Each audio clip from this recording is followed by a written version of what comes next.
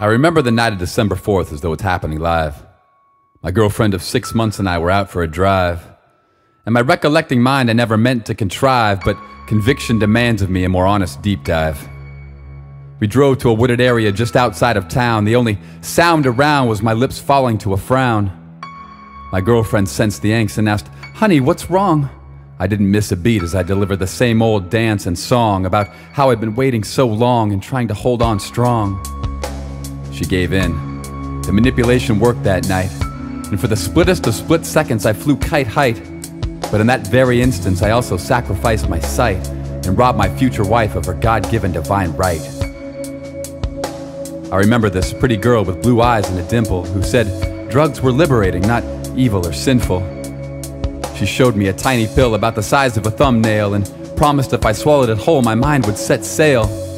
The life I'd lived in black and white reduced to gray shades. I stole $50 from my roommate because the addiction pervades. It became a god to me, so that invariably I put my hope in the next party and kept company with misery. I couldn't keep a relationship or a consistent group of friends. I fell so far off the deep end that coming up gave me the bends. I was high at my graduation. I'm not sure why they let me walk. What if I'd been valedictorian and had to stand up there and talk? But that's delusional thinking, the kind that bleeds out when I'm drinking. I may be wearing a suit now, but my life is quicksand and I'm sinking. Drug addiction and abortion, reduced tithe to a paltry portion. I can't be a chosen son, I'm more like a notion. I've let my wandering eyes gravitate towards sultry. I've stained the world with the carnage of adultery. I've lied on expense reports, I've been harsh with my kids. I've got a long list of did-nots and a blank one for dids. I did not honor my wife and love her as myself. I did not abstain from moving in pornographic stealth. I did not put upon the shelf my pursuit of worldly wealth, and now I'm ranking material items above Christ-centered health. Dear God, look at my life and the mess that I've made. My one prayer now is that these memories would fade. The flashbacks cut my soul in half, leave me bare to the world like a newborn calf. Even among the evil, I'm the lowest riff-raff. Please strike me down with thy rod and thy staff. I can't get the aborted baby out of my mind. Those extinguished heartbeats and I are forever intertwined. I'm 70 years old now, please tell me when I'll find a non-alcoholic laxative for this emotional bind. I tell my kids now that I love them dearly, and we see each other 2 or 3 times yearly.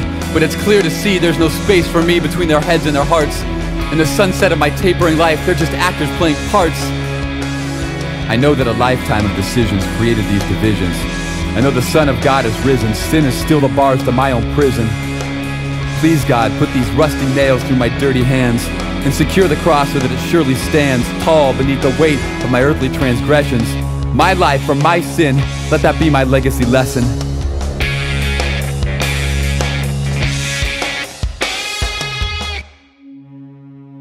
My son, it's good to see you in the twilight of your life, with an understanding of the impending need for sacrifice.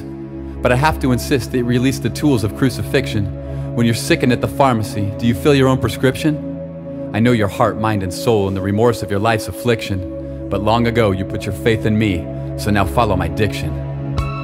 I am the sovereign king who promises providence, unconcerned at all with your tenets or guilty penance. If salvation was built on works, then your ultimate sentence would leave you exposed and stripped naked with hell's other residents. But works are a moot point if you'd offered me space in your heart where a relationship is crafted of grace. Regardless of creed, ethnicity, or race, I set the pace for the chase that ends with you seeking my face. Please, son, tell me if I'm off base, but your life is brittle bone, and I'm the Trinitarian brace. And that's why you'll never carry the shackles, nails, or tree. I pleaded with my Father, instead of them, please take me. I don't care what they deserve, and I'm not grading on the curve. Father, please show them directions to their very last nerve. Fray their edges, pull the rug, and take their knees to the floor.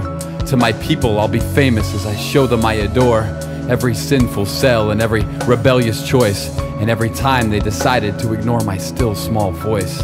All of this goes for you too. Your regrets I can see total more than a few. With your free will you pick paths that led down troubled roads, but I offer redemption with my life, even when yours implodes.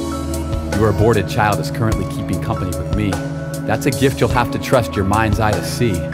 Your wife of 30 years loved you despite all of your faults. Her life's fondest memory was your first date chocolate malts.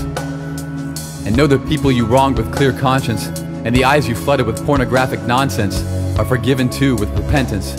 And and redeemed because of my self-inflicted life sentence. And I know you lament the way you treated your offspring, missing graduations and birthdays, chasing every material thing. And I know that chasing the gold wasn't the reason alone. You were trying to outrun traits that were genetically sown. The time has come. Release all of that to me. Let your guilty conscience now be sprinkled with my blood. Cleanse the evil from your mind with a 40-day and night flood that wipes clean the entire slate and allows my love to radiate through my most heavenly trait, that I am your propitiate. That means in place of your body, mine goes up on the cross. In my love relationship with you, this is the secret sauce. Though God, I came to earth to live as a perfect man, sinless and blameless, so that before the Father I could stand as the spotless lamb to bear the burden of punishment's hand. Death when I didn't deserve it. Death prescribed before time, though I never once earned it. Among the blessed Trinity, it was I who chose me. And so I died. The world went dark and they placed me in a tomb. 3 days later, I rose again and emerged the church's groom, to take you as my bride, teach you to live without pride, to gaze longingly at your immaculate face and envelop your heart with my holy embrace.